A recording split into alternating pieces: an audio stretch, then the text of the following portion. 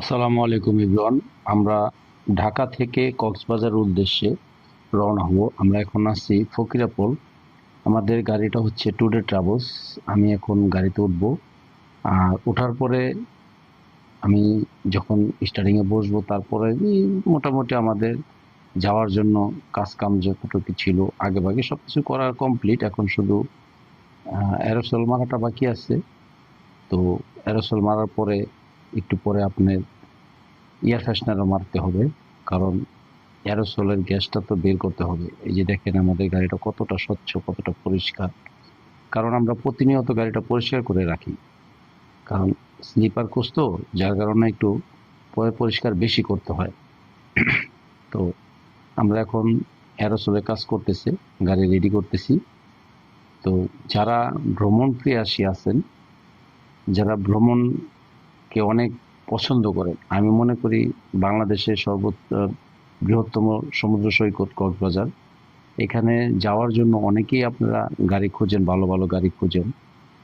আর আমাদের এই যে ট্যুরে ট্রাভেলস গাড়িটা, এই গাড়িটা অনেকটাই পরিষ্কার, এমনকি নতুন। এটা হচ্ছে লিলেন, কিন্তু তারপরও 12 মিটার, 12 মিটারের ভিতরে সেন্সার, যার কারণে এটার ভিতরে এয়ার সাসপেনশনটা অনেক সুন্দর। যার কারণে ওই আপনার ঝাঁকি যে জিনিসটা আছে, এই ঝাঁকি জিনিসটা এই গাড়িটার ভিতরে লাগে না। আমরা এখন আছি কুমিল্লা হোটেলে। কুমিল্লা, এখানে আমাদের যাত্রাবিরতি চলবে গ্রিন ভিউ হোটেল, গ্রিন ভিউতে।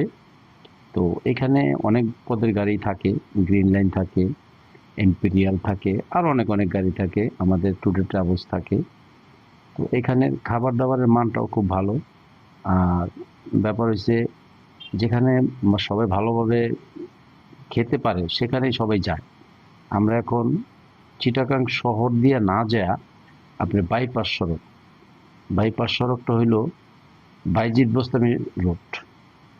আর এটা দিয়ে আমরা বের হবো 2 নম্বর গেট দিয়ে। আমাদের শহরের ভিতরে কোনো গ্যাঞ্জাম গ্যাদারিং এর পড়তেছি না, কারণ এই রোডটা একবারে পুরোটাই পরিষ্কার, কোনো যানজট নাই, কোনো কি, একবারে ক্লিয়ার। আর এই রোডটা এতটাই সুন্দর যে আপনার 2 সাইডে পাহাড়,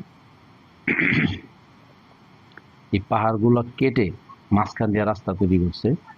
সকালে সূর্যটা মানে সবে মাত্র উঠতেছে, ওই যে লাল, মাত্র সবে উঠতেছে, এখনো ফর্সা হয় নাই। আজান দিছে এই মাত্র।